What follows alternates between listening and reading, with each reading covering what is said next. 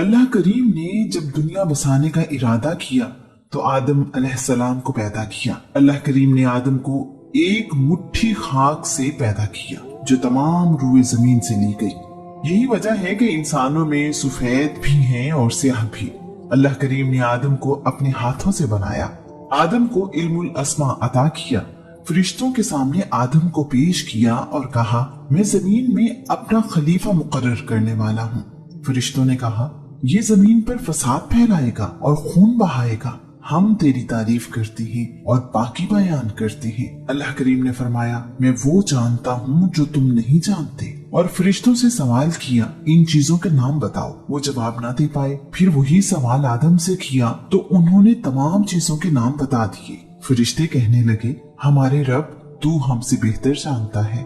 فرشتوں کو حکم دیا گیا کہ وہ آدم کو سجدہ کریں۔ سب فرشتوں نے آدم کو سجدہ کیا سوائے ابلیس کے۔ ابلیس نے سجدہ کرنے سے انکار کر دیا اور تکبر کیا۔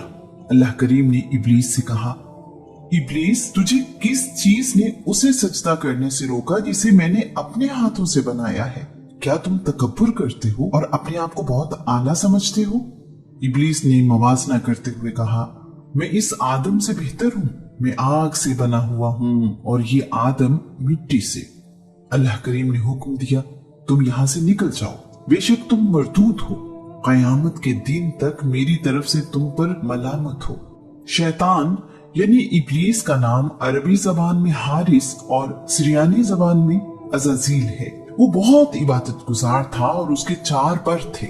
وہ اپنا مقام اور رتبہ سب سے بلند سمجھتا تھا، اسی خیال نے اسے غرور میں مبتلا کر دیا اور وہ گمراہ ہو گیا۔ ہدایت تو اللہ کریم کے فضل سے ملتی ہے۔ ابلیس کے معنی ہے سرکش، فسادی یعنی فساد پھیلانے والا۔ اللہ کریم کا حکم نہ ماننے کی صورت میں دھتکارا گیا۔ اس نے آدم کو سجدہ کرنے سے انکار کر دیا، پھر اس غلطی پر شرمندہ ہونے کی بجائے اپنے عمل پر فخر کرتے ہوئے کہنے لگا اللہ کریم مجھے اس دن تک مہلت عطا کر جس دن لوگ دوبارہ زندہ کیے جائیں گے۔ اللہ کریم نے فرمایا تمہیں روز قیامت تک مہلت دی۔ اس پر ابلیس خوش ہوا اور دعویٰ کیا کائنات کے مالک تیری عزت کی قسم میں سب لوگوں کو گمراہ کرتا رہوں گا سوائے ان بندوں کے جو نیک اور صالح ہیں۔ ابلیس کو جنت سے نکال دیا گیا، وہ سرکش اور باغی ہو گیا اور دشمنی پر اتر آیا۔ آدم اور اماں حوا جنت میں رہنے لگے۔ انہیں منع کیا گیا کہ وہ ایک خاص درخت کا پھل، مختلف روایات کے مطابق انگور، زیتون، انجیر یا گندم میں سے کوئی ایک پھل نہیں کھائیں گے۔ انہوں نے غلطی کی اور اس کا پھل کھا لیا۔ آدم اس غلطی پر اپنے رب سے معافی مانگتے رہے اور اللہ کریم کو راضی کرنے میں کامیاب ہو گئے۔ آدم اور اماں حوا کو زمین پر بھیج دیا گیا، اولاد عطا کی گئی اور یہ دنیا بسائی گئی۔ آدم کو سری لنکا اور حوا کو جدہ سعودی عرب میں اتارا گیا۔ ایک فرشتہ آدم کو راستہ بتاتے ہوئے جدہ لے کر گیا۔ یوں آدم اور حوا زمین پر آنے کے بعد ملے۔ دنیا میں آنے کے بعد آدم کی اولاد میں سب سے پہلے قابیل پیدا ہوا اور پھر حابیل، اور پھر اللہ کے نبی شیش پیدا ہوئے۔ قابیل نے اپنے بھائی حابیل کو قتل کر دیا اور سرکش ہو گیا۔ دنیا میں سب سے پہلے پیدا ہونے والا قابیل تھا اور سب سے پہلے مرنے والا حابیل۔ ہم سب آدم ہی کی اولاد ہیں۔ آدم کو ہدایت کے ساتھ نبی بنا کر دنیا میں بھیجا گیا۔ انسان کو سیدھی راہ پر چلنے کو کہا گیا۔ اس کی فطرت میں اچھائی اور برائی رکھ دی گئی۔ یہ اختیار انسان کے سپرد کر دیا گیا کہ وہ جس راہ کو اپنانا چاہے اپنائے۔